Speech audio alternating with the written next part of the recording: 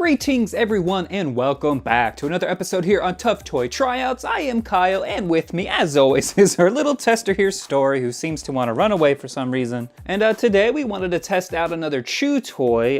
Since we've been doing some fetch toys and other things, we wanted to go back to our roots, which would be chew toys. This one is by Petstages. It's called their Beyond Bone. It is a mixture of real bone meal with other synthetic materials. I'm gonna assume it's nylon, but it does not say, I believe.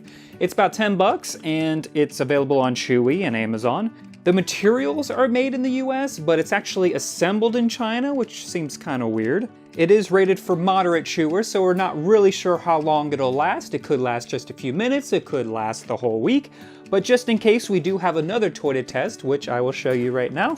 That is by Pet Safe, another company. This is their little treat holding football. This is only $5. This is the medium size. It might be a little small for her. Actually, no, it's rated for dogs 20 to 50 pounds, so that's fine for her. There's, I guess you can't really tell, but there's slots for treats to put in there to keep them entertained. Of course, they'll probably just nibble off the ends and not be able to get to the middle part, but hey, that's the fun. It'll keep them entertained longer than just your normal ball. So this one's kind of a mix of a chew toy and a fetch toy. It's rated hard on their chew strength thing here, so it should definitely last. It's just a rubber material like a Kong product. So this is just our backup in case our Petstages toy Beyond Bone doesn't work. So let's give this over to Story and see if it lasts out the week.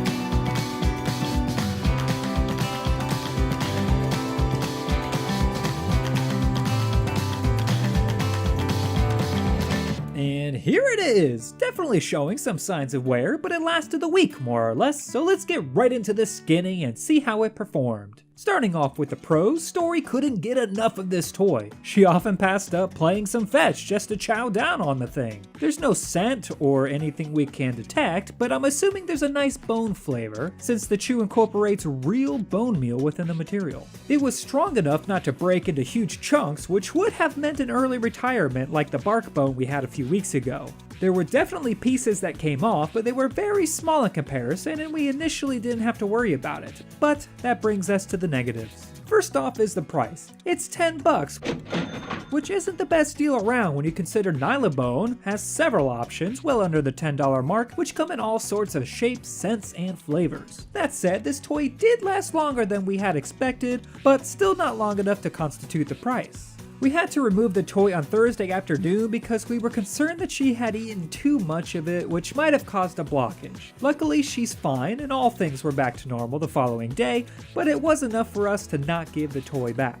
It's much softer than Nylabone products, slightly due to the fact that there's bone meal within, but it still came off in bits smaller than a grain of rice. I guess Story just loved it so much that she ingested more than she should have. For this reason alone, I cannot recommend the toy for aggressive chewers. It's rated for moderate chewers, and that's pretty accurate. So if your dog doesn't destroy most toys, but you're looking for something a step up from plushies or those Tuffy toys, I'd recommend this toy for you. It's also a little easier on older dogs with weaker teeth. And that's where we end this week's episode. Story had a blast and we hope you did too. If you're liking the show, throw us a like and subscribe if you haven't yet. Oh, and while you're here, we're always looking for new toy suggestions, so please feel free to share your favorite toys down below. Until next time, we hope you have an amazing week. Thanks for watching.